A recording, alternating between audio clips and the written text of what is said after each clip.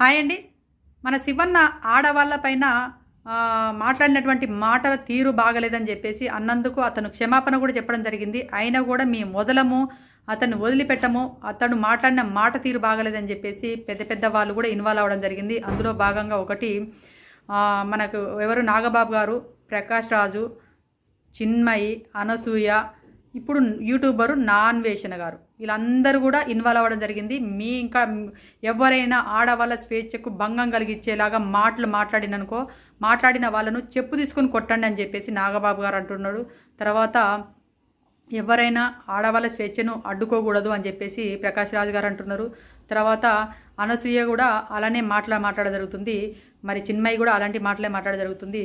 Next Naa Anveshana అనే YouTuber మాత్రము వీళ్ళు క్షమాపణ చెప్పాల్సిందే. వీళ్ళు అంటే ఒకటి మన శివాజీ గారును తర్వాత గరిగపాటి గారు, వీళ్ళిద్దరు క్షమాపణ చెప్పాల్సిందే.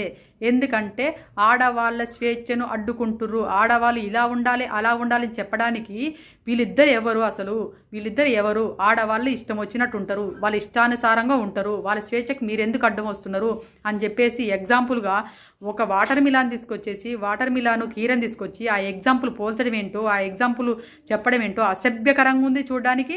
అతను మాట్లాడిన తీరు కూడా బాగలేదు అని నాకు అనిపించింది. నాన్వేషణ చూస్తుంటే చిరాకు అనిపించింది. మీకు ఎంతమంది కనిపించిందో లేదో కామెంట్ చేయండి. నాకైతే అసభ్యకరంగా ఉంది, చెవులు మూసుకునేలాగా ఉన్నాయి. అంత గలీజ్గా మాట్లాడుతున్నాడు.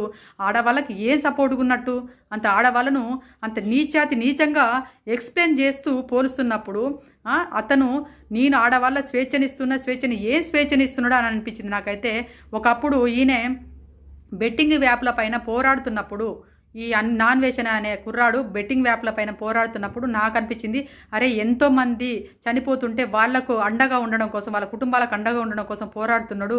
అరే గ్రేట్ రా, ఇతను పోరాడడం వల్లనే బెట్టింగ్ యాప్లు కూడా రద్దయిపోయినాయి, చాలామంది కుటుంబాలు కూడా బాగుపడాయి అనుకున్నాయి. ఇప్పుడు ఆడవాళ్ళ స్వేచ్ఛ అంటూ ఆడవాళ్ళను నీచంగా చూపిస్తూ మాట్లాడే విధానము బాగలేదు అని చెప్పేసి చాలామంది మాట్లాడుతున్నారు. చాలామంది కూడా అతన్ని తిరస్కరిస్తున్నారు. అతని మాటలను మీరేమనుకుంటారా అనేది కామెంట్ చేయండి.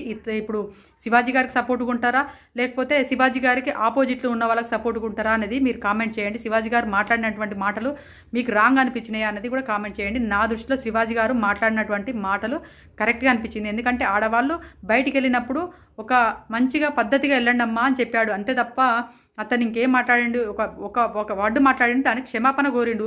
కానీ వదిలిపెట్టము, మేము అది చేస్తాము ఇది చేస్తాము, అసలు గరికపాటి వారు ఎవరు, వాళ్ళు ఎందుకు మాట్లాడతాడు ఇలాంటి మాటలని చెప్పేసి నాన్వేషణ మాట్లాడడం జరుగుతుంది.